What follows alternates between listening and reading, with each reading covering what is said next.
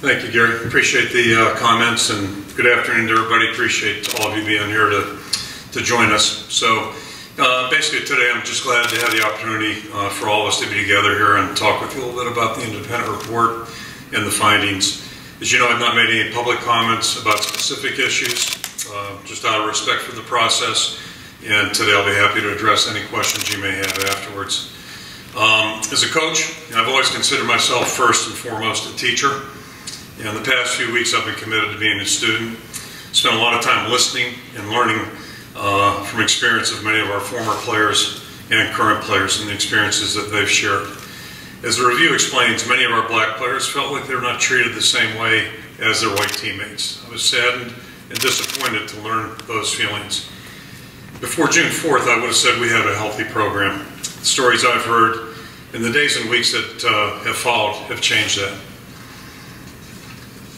While we've always prided ourselves in running a program based on discipline and accountability, based on my former player conversations and this review, it's shown that many of our black players felt like our program did more than that. I want to apologize to those players for any pain, any frustration that they felt at a time when I was trusted to help develop them as a better player, a better person. The majority of our players that we've heard from are players that were part of our program 4 years ago or longer. I'm thankful that they shared their experiences with me and spoke to many of them about some of the changes that we have made in the past year. While we have made some strides, we still have a long road ahead of us. There are a few key takeaways I want to speak about, and then I'll open it up for questions. First of all, I am responsible as a head coach. I've prided myself on running an NFL-style collegiate program, if you will, which means position coaches have autonomy and freedom to develop the curriculum and the coaching style that they choose. The former players' experiences show me the need to be more involved in every aspect of the program, so coaches and staff are carrying out the responsibilities in a manner consistent with our expectations. We're focused on creating a more inclusive culture for everybody, players and coaches. Over the past weeks, I've learned our culture was not as strong as I thought. Many of our black players felt they had to conform to a white culture, and in some instances, coaches had crossed the line from demanding to demeaning. That's never acceptable. We've already made several key changes to our program, most notably with the leadership in our strength conditioning staff. As Gary hinted at, we've reorganized the department, spreading out the responsibilities across several staff members to diffuse issues of control and feelings of favoritism. In other aspects of our program, we've instituted player suggestions, starting with just game day protocols, so when we do get the green light to play, we'll be able to institute those. They've also included lifting restrictions on social media, dress code, our approach to body weights, increasing the amount of time that we meet, talk, and listen to one another as a team. Lastly, this review has reinforced my belief that the heart of coaching is relationships. We spend a tremendous amount of time and energy recruiting players to join our program. We're invested in every player that we bring into our program, and that commitment to them as individuals can and should grow even more once they're on campus. Everyone's life experiences are different, as are their insecurities and struggles. I'm no different. We can all work harder, connecting more, even more with each other to better understand each other's perspectives. This has certainly been a moment of truth for me as a leader and for the program. The release of this independent review will not be the end of the conversation. Really, it's just the beginning of our next chapter in the program's history. Our players always talk about leaving the jersey in a better place, and that is my commitment to do the same thing with this program. So with that said, I'll open it up for questions. Kirk, this is for Gary too. That diversity task force report that came out in 2019, this report seems kind of similar in what it's charging, and then you had your players come out publicly, your former players come out publicly last month. Why was it necessary for those guys to come out publicly last month? Do you feel like these changes would have happened had they not done that? I think I said at the last press conference, I acknowledge that I dropped the ball, right? After I met with the players last August, and we made changes there which I thought were important and significant. I think the players would agree. But where I'm going on that, I did say I dropped the ball. I never met with that group in December. And, in retrospect, first of all, we should have met. I'm not sure these things would have come about, quite frankly. And I really think the turning point took place at the end of May, started at the end of May, and then certainly carried over to the meeting that Gary referred to. That was a very defining moment, I think, for our football team and our program on June 8th. And I've never been involved in a meeting where a player left emotionally. There was really raw, emotional discussion, very honest discussion. And to me, that really just kind of has really opened up lines of communication. So, just the term mask, even, that term, that was loud and clear in the task force report. It's taken on a much different meaning, no question about that.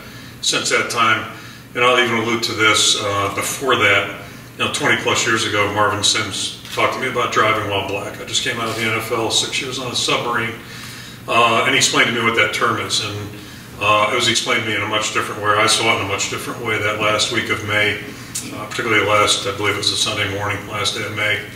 There were some things on TV that day, which I referenced also last press conference, three people being stopped for driving while black. You just see things in a little bit of a different lens, I think. I imagine a lot of Americans are doing the same thing right now, just seeing things different in our country a little bit. Kirk, it appears that Chris is the only one that's being punished for this, at least on the surface from what we can tell right now. Are we supposed to interpret that as like he was the main, we just had to get rid of him and then we could start moving forward? Because that's how it looks. Yeah, I can just say this. My deep dive really began in earnest probably on what was on June 5th. There were a series of tweets, and that's really basically for an entire week. Unless I was meeting with our team or doing something that directly related to the team, I was on the phone with former players. And my questions were, what needs to be fixed? Is it fixable? And then third question, if I'm part of the problem, we'll get out of here. So that's when it began. But, some themes came across loud and clear. Others were not as clear.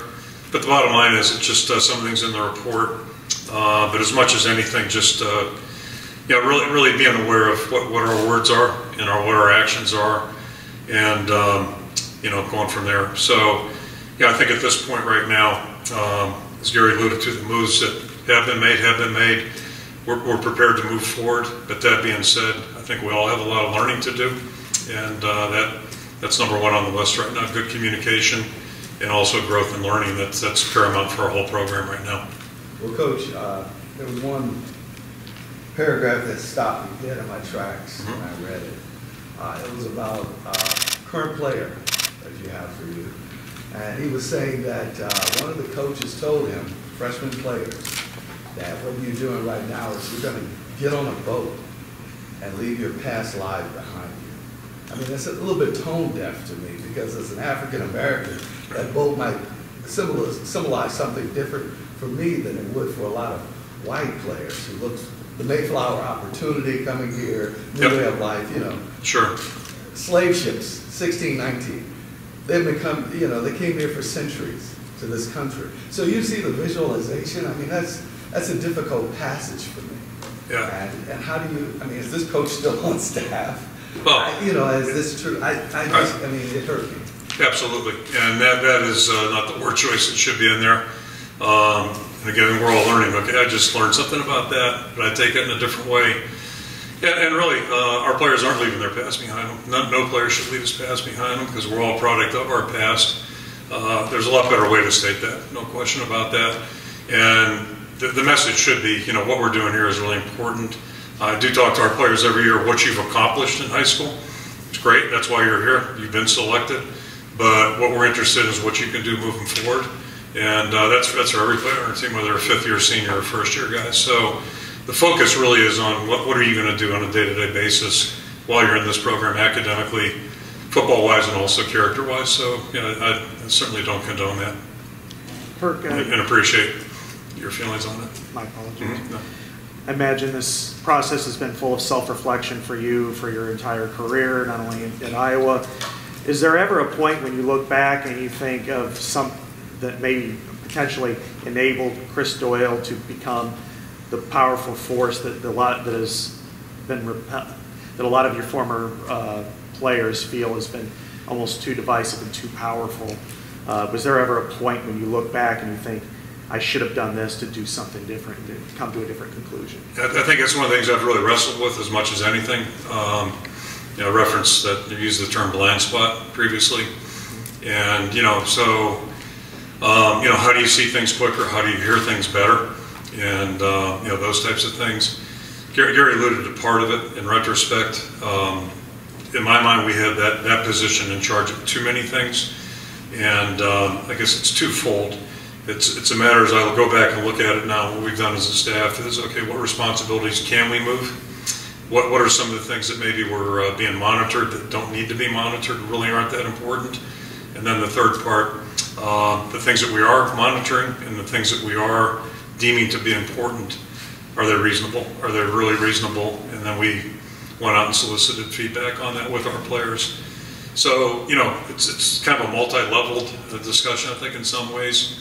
And to have one person with as many responsibilities in retrospect was probably a mistake. And as we move forward, those will be diffused out a little bit, just so the players aren't being corrected by the same person time and time and time again, because that sounds like my marriage, quite frankly, right? My wife raises the kids, and she's the heavy, and I come home and I'm okay with everybody. So, yeah, I think there are things we can do moving forward that'll be better.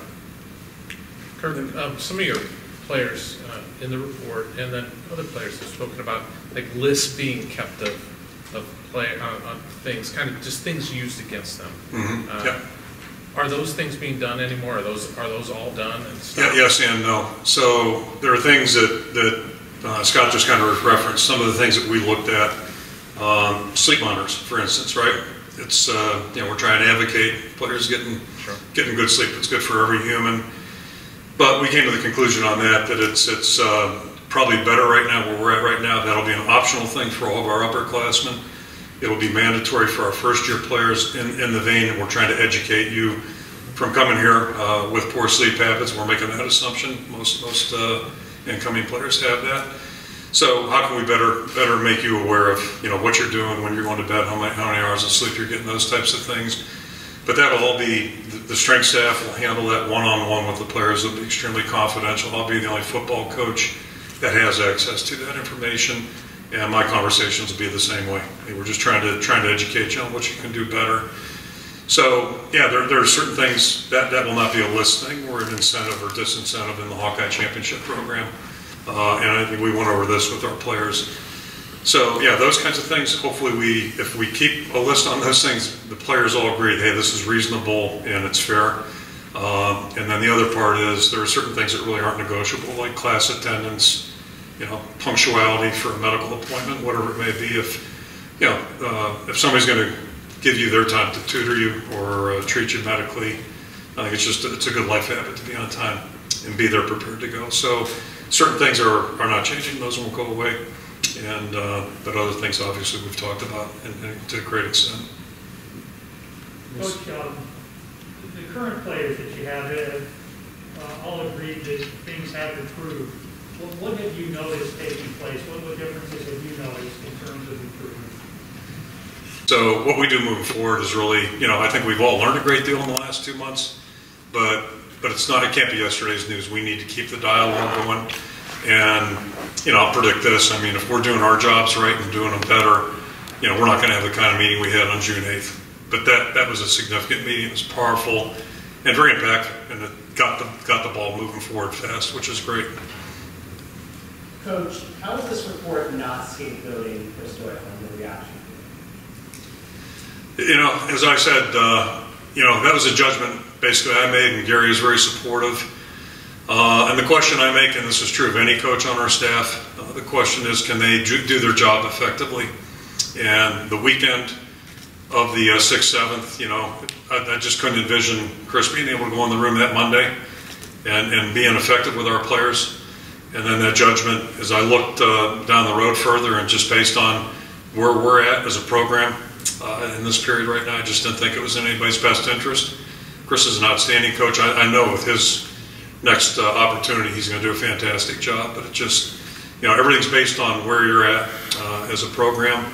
But that's not the end of the discussion. There are a lot of things that we've talked about, that we've discussed, unearthed, learned, and, it's top to bottom. We just have to do a better job, and it all starts with good candid communication. Most importantly is taking appropriate action and then being fair and equitable with how we move forward with it.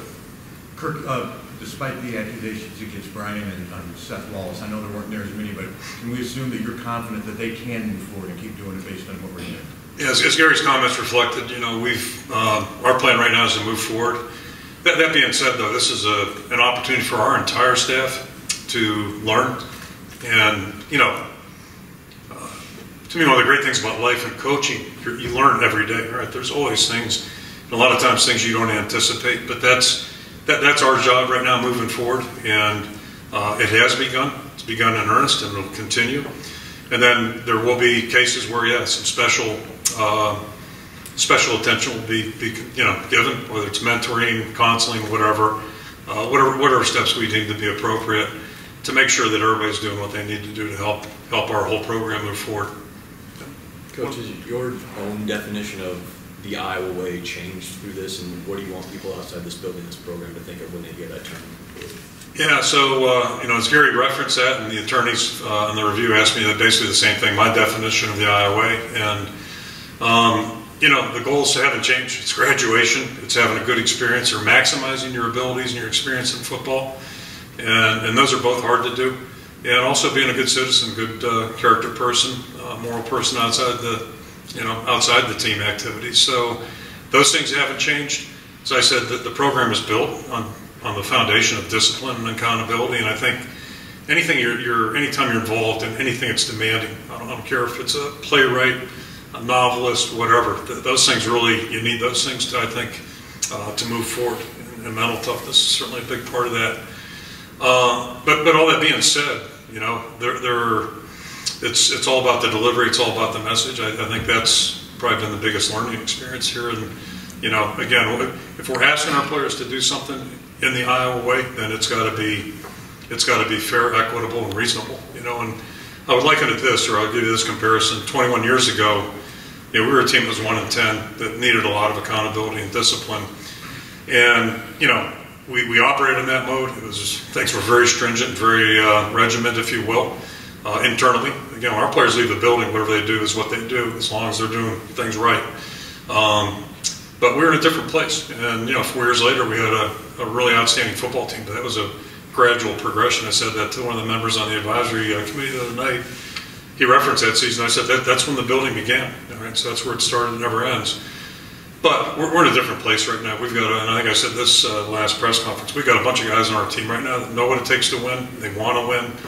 So, we're in a little different place. And, Mike Daniels, my conversation with him, not to name too many players, but his message really kind of resonated with me. He really had a good way of putting it. And the point was that if we're, a little bit more reasonable and a little bit more open-minded on some things, we'll derive really even better benefits. And I think we're seeing that right now with our players. But the point is, things change year to year. Every team's a little bit different. And, if we do get to play this year, I think we have a bunch of guys that are committed to winning and really want to win. That being said, every player, every person needs guidance and needs direction. That'll never change, and that's our job. But we got to be very, we got to be smart about how we do things and what we choose to deem important, and how we reinforce those things and teach those things. Kirk, a passage in the report mentions how you previously believed it's better to keep politics and football separate in the team environment. You've told investigators your views have changed recently. And I was wondering, will players, in your opinion, feel confident to express free speech and independent thought in any way they see fit? Whether it's politically or otherwise, and what gives you that confidence if you do? Yeah, I'll go back whenever it was 3 years ago. That's probably fantasy land. But in a perfect world for me personally, when people go into Kinnick, it's to go watch a football game. Fans, players compete, enjoy the competition. But it's in a team frame, and quite frankly, there are a lot of things. To me, that's the beauty of sports, is to run away from some of those things that are out there. But I did not support the use of Twitter then either. So we've changed our opinion about social media, and I still have concerns about it, but our focus will be on education that way. And I think my views have changed a lot about the national anthem and just how we execute it, and we're still in discussion on it. But I told our players yesterday, at least the leadership group, that I still feel the same way. In a perfect world, to me, sports should be just about sports. But I think we're in a different time and a different place right now as a society. And I really appreciate the dialogue we've had. We've had 2 separate meetings. This last meeting was not dedicated totally to that topic, but I really respect and appreciate the way our players are talking and the way they feel.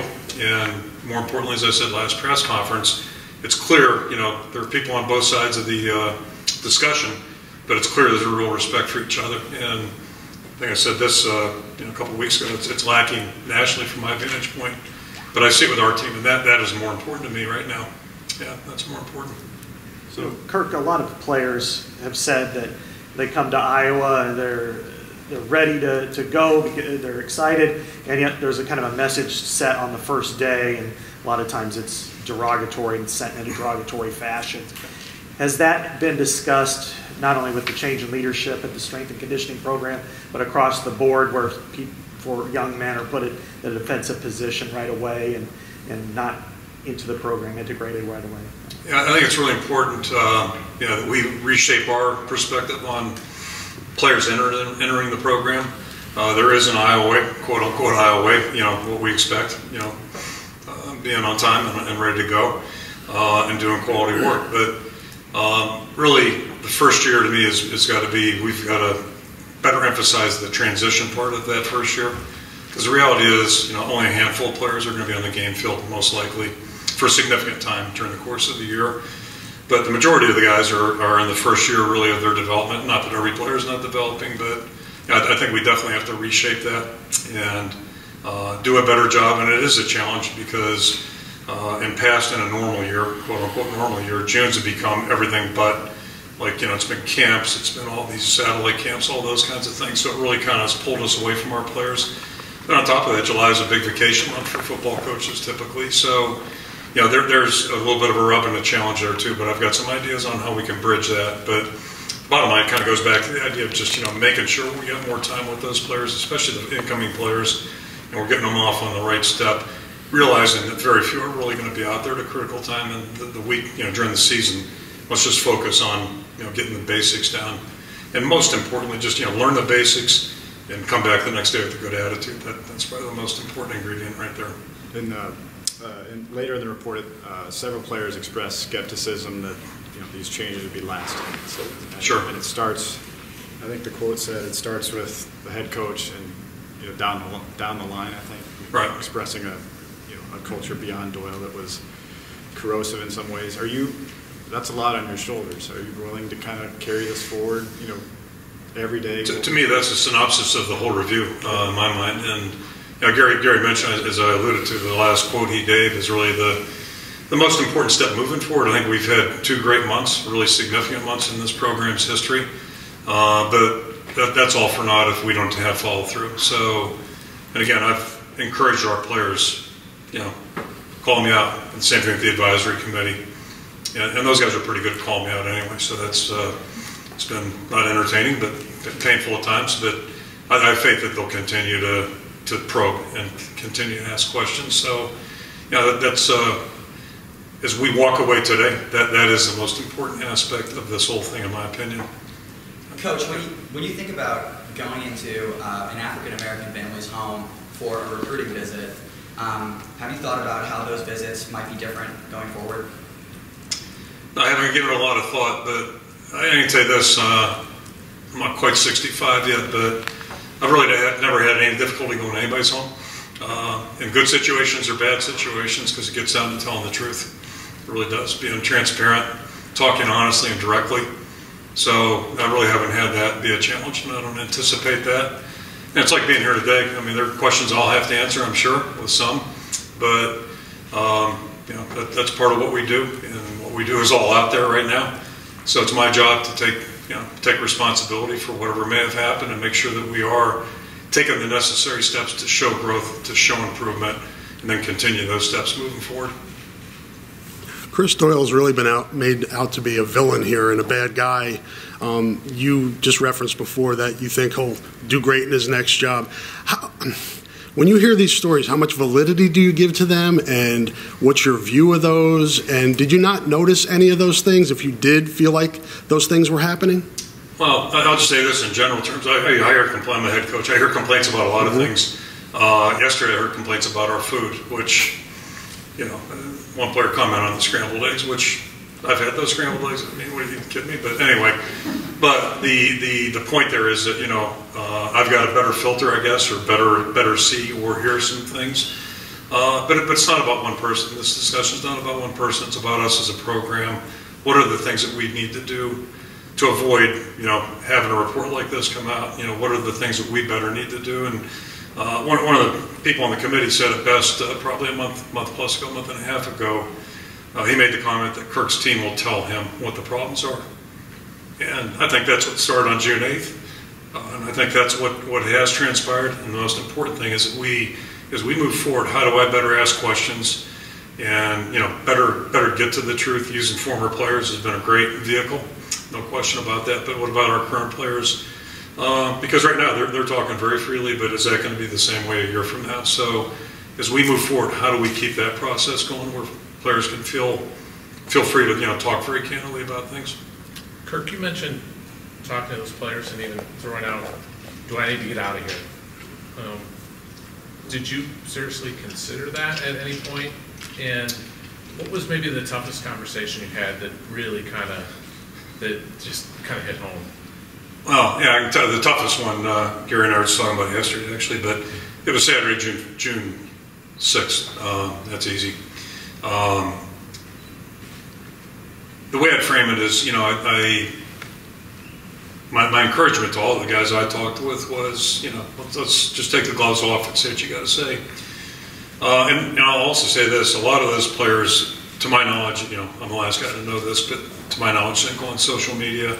They weren't talking publicly, but they were players that were heavily invested in this program. And you know, I got very candid feedback, but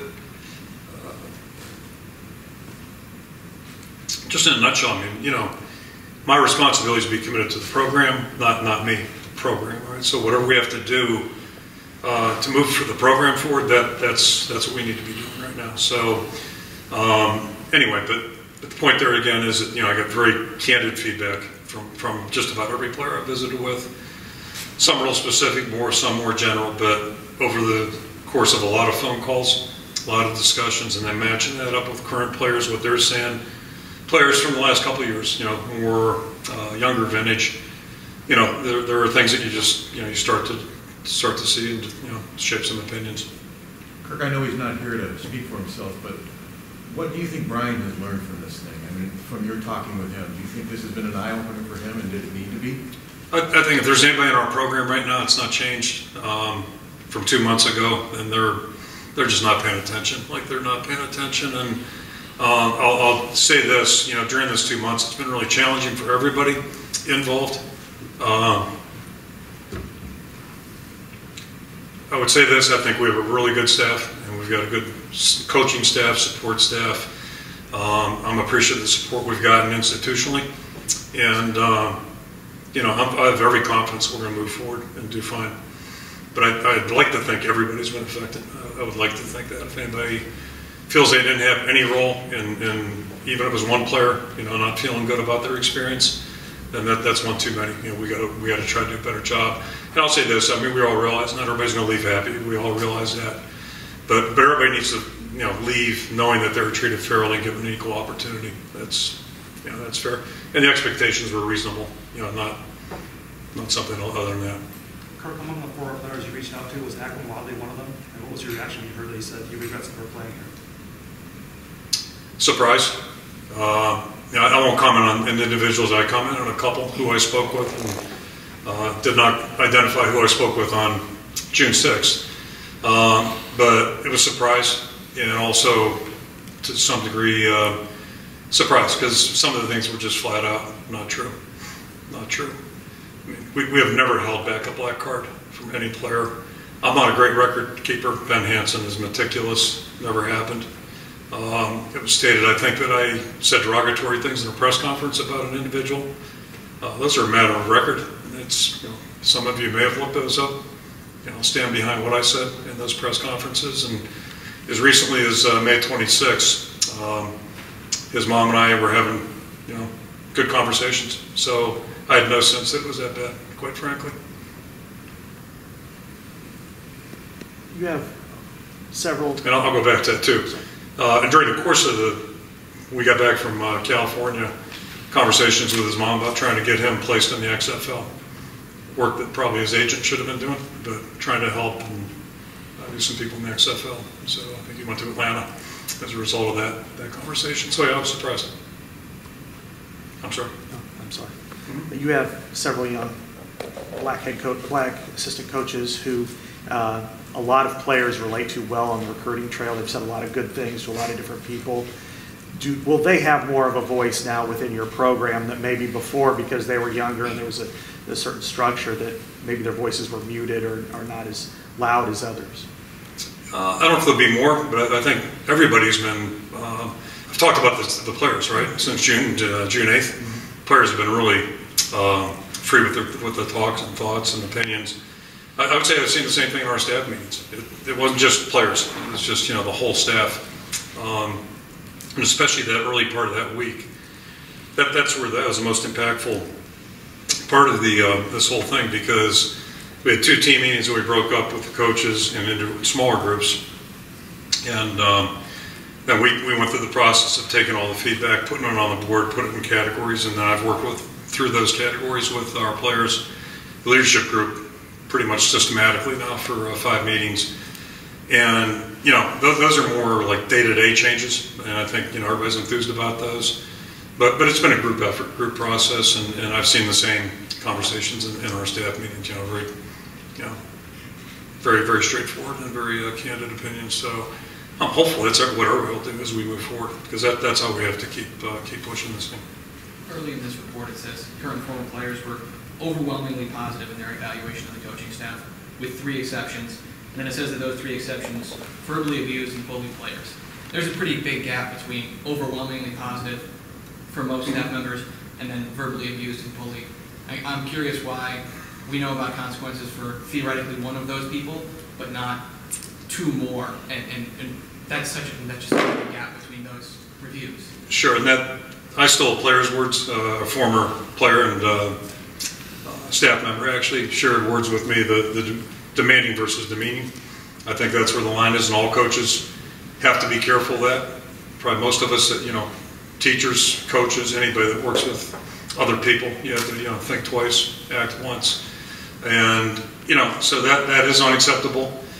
Is there a pattern of it? That's a question you have to ask. Is it correctable? That's a question you have to ask. Those are judgments that I've had to make, and then I've got to answer to people too about those things. So as I said earlier, I'm confident we're going to move forward. I'm confident there will be less of that kind of feedback from any of our players.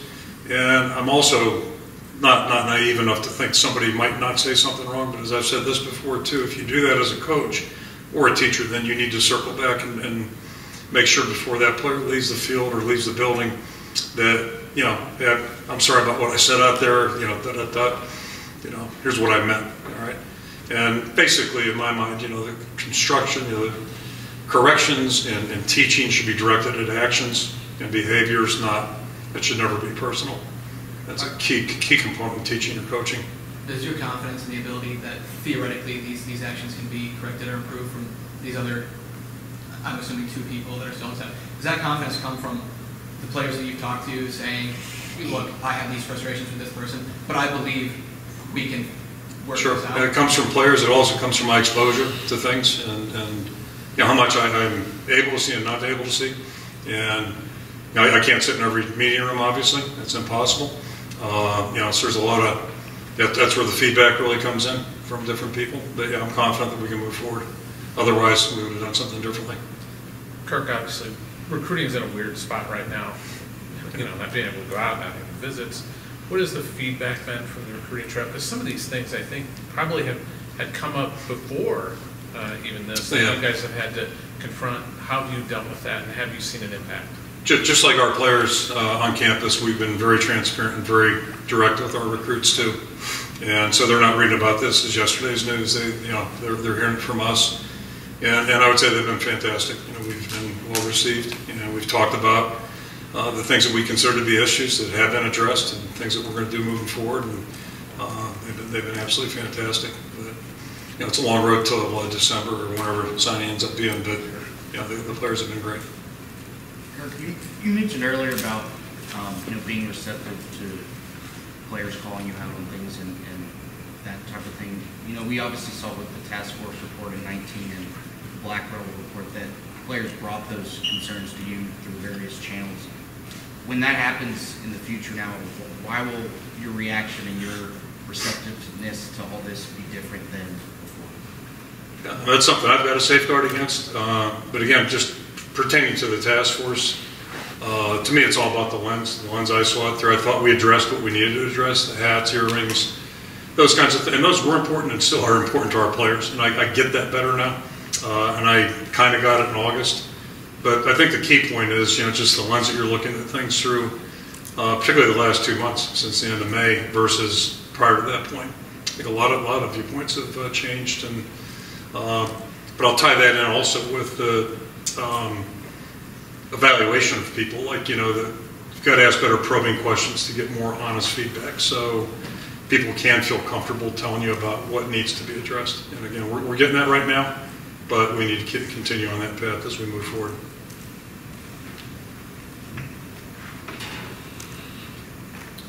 Anything else for Coach? Anything for Gary Barta? Yes.